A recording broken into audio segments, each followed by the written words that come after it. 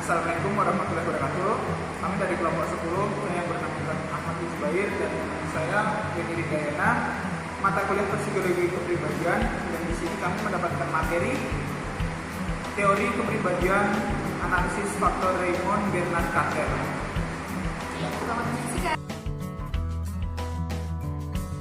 Baik, langsung saja materi yang akan kami bahas, kami ulangi teori kepribadian analisis faktor Raymond Bernard Cattell, di mana yang akan kami angkat dalam tema ini. Yang pertama, tokoh dan asumsi dasar. Kedua, hakikat kepribadian. Ketiga, perkembangan kepribadian. Keempat, konteks sosial. Dan yang terakhir, implikasi teori terhadap BK. Nah, dari kelima teori ini akan kami bahas satu persatu, sehingga nantinya diharapkan teman-teman bahkan penonton semua dapat memahami bagaimana teori kepribadian analisis faktor dari Raymond Bernard Cattell. Sebelum berangkat terlebih jauh, izinkan kami memperkenalkan diri terlebih dahulu, memperkenalkan diri lagi. Kami dari kelompok 10 yang beranggotakan Ahmad Zubair dengan NIM 12006022 dan saya sendiri Beni Ridayana dengan NIM 12006014. Baik, setelah perkenalan diri, langsung saja saya percepat materi hari ini. Yang pertama, selain pandang terlebih dahulu sebelum kita membahas terlalu jauh lebih dalam mengenai teori analisis faktor. Lanjut. Nah, selanjutnya kita harus mengenal siapa itu Raymond Bernard Cattell, sehingga pada pembahasannya kita akan lebih bisa dapat memahami teori-teori yang dipaparkannya. Nah, Raymond Bernard Cattell. Raymond Bernard Cattell ini adalah fotonya yang saya ambil dari Google atau media internet. Ia lahir di Staffordshire, Inggris pada tahun 1905 dan menyelesaikan pendidikan di Inggris. Ia mendapatkan gelar BSc dari Universitas London pada tahun 1924 dalam bidang kimia dan PhD dalam bidang psikologi di bawah bimbingan SPIM Mandi Institute yang sama pada tahun 1929. Nah, buktinya di sini kami juga memaparkan bahwa Raymond Bernard Cattell ini lahir pada tanggal 20 Maret pada tahun 1905 dan meninggal dunia pada tanggal 2 Februari pada tahun 1998. Nah, ia adalah psikolog yang berpengaruh pada abad 20. Mengapa demikian? Karena banyak sekali karya-karya yang dihasilkan oleh Raymond Bernard Cattell ini. Ini bisa dilihat teman-teman yang dari daftar yang disusun oleh American Psychological Association. Cattell berada di urutan ke-16. Sumbangan Cattell yang paling terkenal untuk perkembangan dunia psikologi antara lain teori fluid and crystallized intelligence dan 16 personality factors atau disingkat dengan 16 PF. Selain itu, Cattell telah menyumbangkan dan mengembangkan lebih dari 30 tes psikometri terstandar, kuesioner, dan rating scales. Nah, banyak sekali karya-karya yang dihasilkan dari Raymond Bernard Cattell. Maka Raymond Bernard Cattell ini seharusnya sebagai konseling Islam, calon konselor, kita harus memahami teori-teori apa saja yang dihasilkan oleh Raymond Bernard Cattell untuk kita aplikasikan pada ketika kita terjun di lapangan nanti. Lanjut, setelah mengenal Raymond Bernard Cattell dan karya-karyanya dan tujuannya mengenai teori ini, langsung saja kita masuk ke hakikat kepribadian menurut Cattell. Yang pertama, Kettle memberi definisi yang sangat umum mengenai kepribadian, yakni ia mengatakan personality is that which permits a prediction of what a person will do in a given situation. Maksudnya adalah kepribadian seseorang mampu memprediksi perilaku yang akan dilakukannya dalam situasi tertentu. Kettle berpendapat bahwa tujuan daripada penelitian mengenai kepribadian adalah menentukan hukum-hukum mengenai apa yang akan dilakukan oleh berbagai orang dalam berbagai situasi dan dalam lingkungan, yaitu mengenai segala aktivitas individu, baik yang nampak maupun tidak. Kepribadian yang dimaksud Kettle fokus dengan seluruh bentuk perilaku baik luar dan dalam.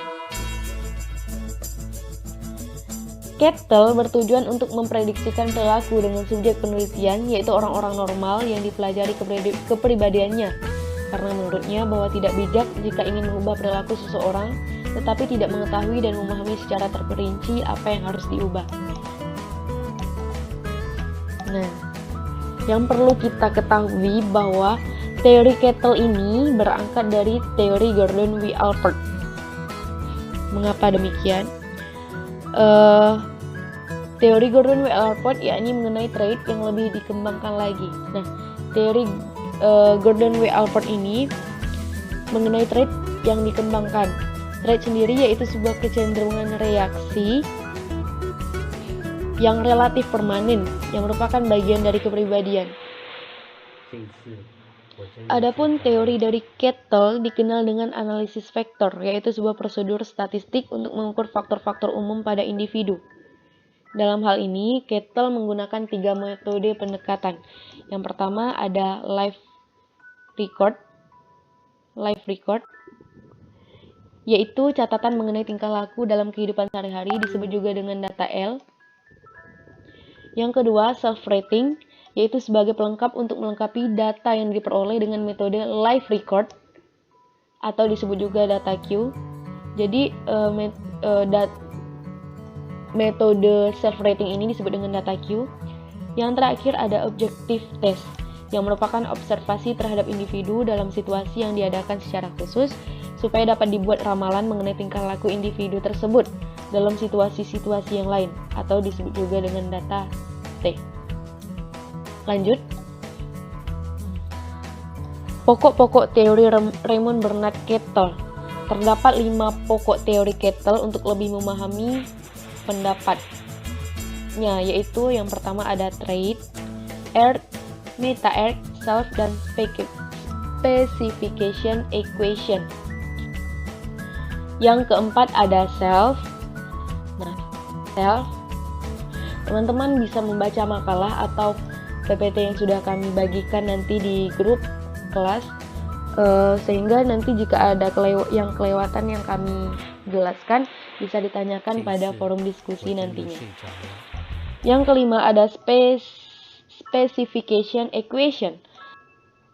Lanjut, teori perkembangan Kettle. Perkembangan kepribadian menurut Kettle yaitu proses belajar yang merupakan kejadian-kejadian sebagai penjelmaan daripada pola tingkah laku yang didorong oleh Earth. Jika ada pola penyesuaian faktor endogen bertemu dengan keadaan yang berpengaruh terhadap pola penyesuaian tersebut, faktor eksogen, maka akan menimbulkan hasil dalam kepribadian yang berwujud perubahan atau perkembangan. Dan hal inilah yang dilalui oleh individu dalam jalan perkembangannya yang disebut dynamic crossroad. Baik, setelah beberapa tayangan yang sudah saya jelaskan tadi, selanjutnya akan dilanjutkan oleh Ahmad Zubair dalam penjelasan berikut. Ada 5 dynamic cross yang dilalui oleh individu, yaitu sebagai berikut. 1. Dynamic crossroad yang pertama atau masa invasi 0 sampai 6 tahun terjadi apabila individu berusaha untuk mendapatkan pemuasan bagi suatu tertentu. Masa ini didominasi oleh pengaruh orang tua dan saudara. Akibatnya terjadi 2 kemungkinan, yaitu individu mungkin mendapat pemuasan berkat adanya pola tingkah laku yang dibawa sejak lahir. 2. Individu mungkin gagal dalam mendapatkan pemuasan karena kurang efektifnya pola-pola responsif perspektual. dan motoris yang dibawa sejak lahir untuk menghadapi faktor lingkungan yang dibawa oleh pada waktu itu. 2. Dynamic crossroad yang kedua atau childhood 6-14 tahun. Pada masa ini individu sudah mulai mandiri dari orang tua. Tahap ini dimulai pada keadaan terakhir sebagaimana sebelumnya, yaitu ketika menghadapi rintangan. Maka terdapat 3 kemungkinan, yaitu 1. Meningkatnya aktivitas yang menuju pemuasan. 2. Marah yang dapat mengatasi rintangan selanjutnya menuju ke pemuasan. 3. Marah yang membuktikan kegagalan dalam menghadapi rintangan. 3. Dynamic crossroad atau adolescence 14-23 tahun. Tahap ini dikenal juga sebagai tahap yang paling bermasalah. Pada tahap-tahap ini kejadian kelainan mental, neurosis, dan delinkuensi banyak muncul pada periode ini. Begitu pula konflik di sekitar dorongan kemandirian, yakni keyakinan diri, seks. 4. Dinamis across. Yang keempat adalah masa maturity 23-50 tahun. Secara umum, awal tahap ini ditandai pada kesibukannya, kebahagiaan, dan produktivitas. Pada umumnya orang pada usia ini menyiapkan karir, perkawinan, dan keluarga. Kepribadian cenderung tidak mudah berubah, lebih mantap kalau dibandingkan dengan masa-masa sebelumnya. 5. Dynamic across. Yang kelima adalah masa late maturity individual. Individu tahap ini melakukan sublimasi dan tindakan yang dapat diterima atau dihargai oleh masyarakat yang beradab. Tahap ini berawal dari keadaan di mana individu melakukan penekanan sehingga terjadi 2 kemungkinan, yaitu 1. Dia mungkin membentuk fantasi yang sadar dan kadang-kadang dapat disadari. 2. Mungkin dia melakukan penekanan yang berhasil di mana impuls tetap ditempatkan dalam ketidaksadaran. Yang keenam, yaitu old age. Bermula pada keadaan yang tak stabil, mulai dari kematian keluarga, sahabat, dan lainnya, perasaan tidak nyaman. 5. Konteks sosial kartel.